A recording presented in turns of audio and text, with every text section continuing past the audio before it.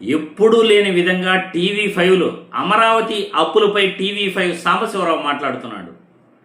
Social మీడియాలో viral అవుతున్న ఈ వీడియో చూసిన తర్వాత దీనిపై మళ్ళీ మనం విశ్లేషించుకుందాం. ఆంధ్రప్రదేశ్లో చూసాం కదా, ఆంధ్రప్రదేశ్లో కూడా ఇదే పరిస్థితి కదా. 10,000 కోట్ల రూపాయలు ఖర్చు అయ్యే దగ్గర 15,000 కోట్ల రూపాయలు ఖర్చు అవుతుంది.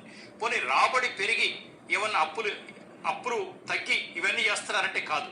1126.51 కోట్ల అంచనా వ్యయంతో జిఏడి టవర్ రాజధాని అవసరమే, కానీ అప్పులు తెచ్చి కడితే అప్పులు ఎలా తీరుస్తారు? 1897.86 కోట్లతో 1-2వ టవర్. వచ్చే ప్రభుత్వాల మీద అప్పులు వేసేసి వెళ్ళిపోవడమే తప్ప వీళ్ళకి బాధ్యత ఉండదు. 1664.45 కోట్ల అంచనా వ్యయంతో 3-4వ టవర్ల నిర్మాణానికి టెండర్లను పిలుస్తూ నోటిఫికేషన్ జారీ అయింది. ముఖ్యమంత్రులకి రాష్ట్రం ఎటుపోతే మాకెందుకు అని అనుకుంటున్నారు తప్ప ఆ రాష్ట్రం అప్పులు తీర్చే పద్ధతులు మాత్రం ఎవరు చెప్పట్లేదు. అమరావతి సచివాలయం, జిఏడి, హెచ్ఓడి టవర్ల నిర్మాణంలో ఫాసెట్, గ్లేజింగ్, క్లాడింగ్ పనుల కోసం 2,540 కోట్లు వెచ్చించేందుకు సిఆర్టీఏ అథారిటీ గ్రీన్ సిగ్నల్ ఇచ్చింది. ఆ నిర్మాణాలు కాకుండా నిర్మాణాల్లో వివిధ పనులు చేపట్టేందుకు 2,540 కోట్లు. సంవత్సరానికి 70,000 కోట్ల రూపాయలు ఇంట్రెస్ట్ కడుతున్నారంటే ఏమైపోతారు? రాష్ట్రం వెనుజులా లాగా అయిపోతారా? శ్రీలంక లాగా అయిపోతారా? ఇవాళ పాకిస్తాన్ పరిస్థితి ఏ దేశానికి రాకూడదు. శాసనసభ భవనంలో వివిధ సివిల్ స్ట్రక్చర్ పనులకు 798 కోట్లను వ్యయం చేసేందుకు ఆమోదించింది.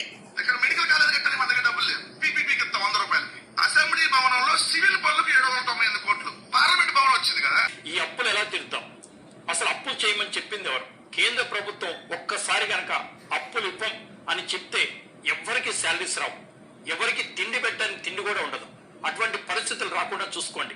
అమరావతిలో ఐకానిక్ టవర్లను గ్లాస్ వంతెనతో అనుసంధానించారుంటారు. ఒక టవర్ నుంచి మరో టవర్లోకి మంత్రులు, ప్రజా ప్రతినిధులు, ఉద్యోగులు, సందర్శకులు సులువుగా వెళ్లేందుకు వీలుగా 900 మీటర్ల పొడవైన గ్లాస్ వంతెన నిర్మిస్తారు. చూశారుగా సోషల్ మీడియాలో వైరల్ అవుతున్న టీవీ5 సాంబశివరావు మాట్లాడిన మాటలు.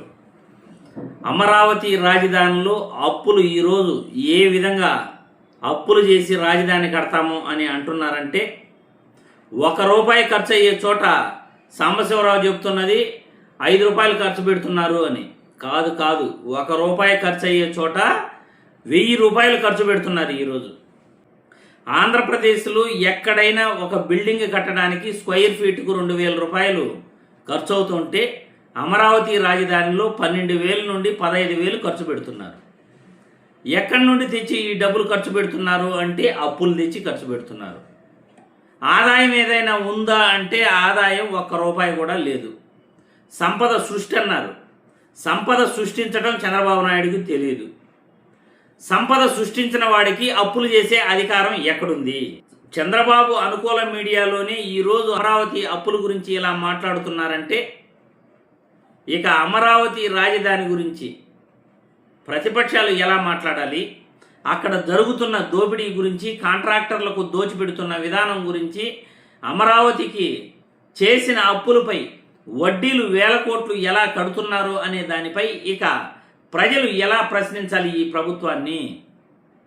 టీవీ5 సాంబశివరావు చెప్పినట్లు భవిష్యత్తులో ఏ వెనుజులాను, శ్రీలంకో ఖచ్చితంగా ఆంధ్రప్రదేశ్ రాష్ట్రం అవుతుంది అనటంలో ఏమాత్రం సందేహం లేదు. ఇదే విధంగా ముందుకెళ్తే భవిష్యత్తులో కాదు, త్వరలో మరో శ్రీలంకో, వెనుజులా ఖచ్చితంగా అవుతుంది. ఈడ తిండి తినడానికి కూడా జనాలకి డబ్బులుండవు, చేతిలో డబ్బులుండవు, బతికేదానికి భారంగా మారిపోతుంది జీవితం.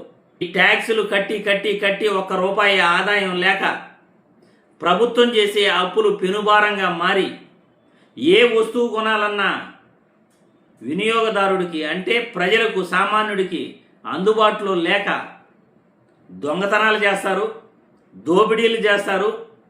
దొరికింది దొరికినట్టుగా ప్రజలు దోచుకునేదానికి కూడా తిరగబడతారు.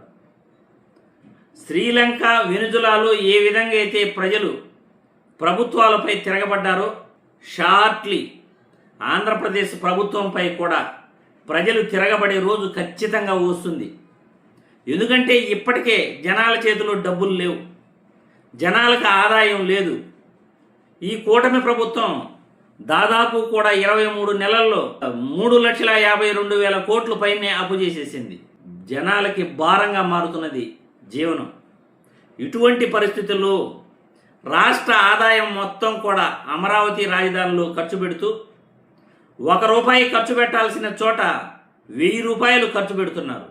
ఒక భవనానికి మోడీ గారు 700 కోట్ల నుండి 800 కోట్లు ఖర్చు పెట్టి ఒక పార్లమెంటు భవనం కడితే ఇక్కడ టెంపరరీ సచివాలయం పేరుతో 1150 కోట్లు ఖర్చు పెట్టి ఆ బిల్డింగ్ ఉండగానే 6600 కోట్లతో సచివాలయం కడతాము అని చంద్రబాబు నాయుడు ఏ విధంగా అయితే ప్రజాధనాన్ని దుర్వినియోగం చేస్తున్నాడో ప్రజలందరూ కూడా త్వరలో చంద్రబాబు నాయుడికి బుద్ధి చెప్పే రోజు ఖచ్చితంగా వస్తుందని ఈ వీడియో ద్వారా నేను తెలియజేస్తున్నాను.